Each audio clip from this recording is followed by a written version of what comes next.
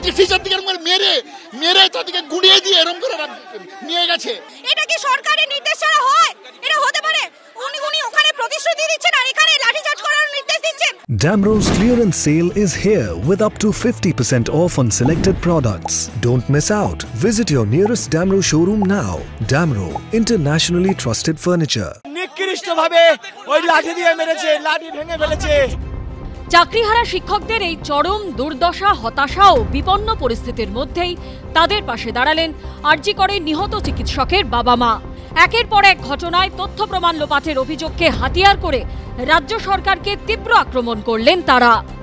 সেই সারদা নারদা তখন থেকেই দেখছি মানে একটা কাণ্ড, একটা দুর্নীতি ঘটিয়ে তথ্য প্রমাণ লোপাট করে দাও, পুড়িয়ে দাও সবকিছু। সারদা নারদার কাগজপত্র পুড়িয়ে দেওয়া হয়েছে, চাকরিহারাদের ওএমআর শিট পুড়িয়ে দেওয়া হয়েছে, আমার মেয়েটার দেহটাও ঠিক একইভাবে পুড়িয়ে দেওয়া হয়েছে। চাকরিহারাদের উদ্দেশ্যেও বলবো, আপনারাও কেউ হতাশ হবেন না, রাস্তায় আমরা থাকবো, আপনাদের পাশেও থাকবো। হতাশ হওয়ার কোনো জায়গা নেই, হতাশ হলে চলবে না, লড়াই চালিয়ে যেতে হবে। উনি যদি যোগ্য কারা সেটাই প্রমাণ করে দেন তবেই তো সব সমস্যা মিটে যায়। কেন এনারা করছেন না, এটাই তো একটা আশ্চর্যের বিষয় আমাদের কাছে। শিক্ষা দুর্নীতি নিয়ে প্রতিবাদে সরব হয়েছে অভয় মঞ্চ এবং জয়েন্ট প্ল্যাটফর্ম অব ডক্টরসও।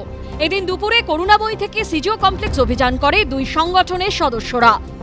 চাকরি তো তারা হারিয়েছে, সেই প্রতিবাদে তারা যখন যোগ্য শিক্ষকদের একটা লিস্টের জন্য আবেদন করতে অফিসে গিয়েছে, তাদের উপর নির্মম অত্যাচার, লাঠি দিয়ে তাদেরকে মেরে তাড়িয়ে, মানে একেবারে ক্রিমিনালদের মতো ব্যবহার তাদের সঙ্গে করা হচ্ছে। আমার রাজ্য তো নয়, সারা পৃথিবীতে বা সারা ভারতবর্ষে কোথাও ঘটেছে যে একজন পুলিশ তার শিক্ষককে লাথি মারছেন?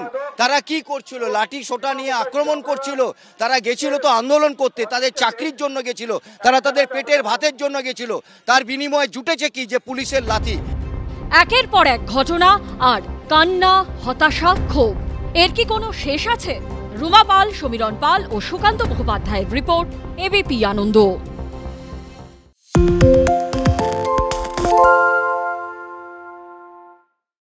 সত্য অন্তহীন, সত্যের খোঁজও তাই, সত্য সন্ধানে তাই আমরা অক্লান্ত, অকুতভয়। এবিপি আনন্দ নতুন ভাবনার প্রতীক, যা মনে মুক্ত, তথ্যে যুক্ত এবং যাবতীয় সীমানার বাঁধন থেকে মুক্ত।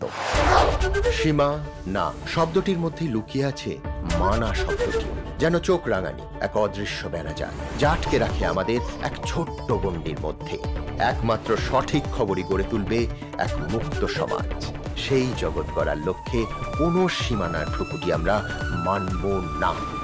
এবিপি আনন্দ এগিয়ে থাকে, এগিয়ে রাখে।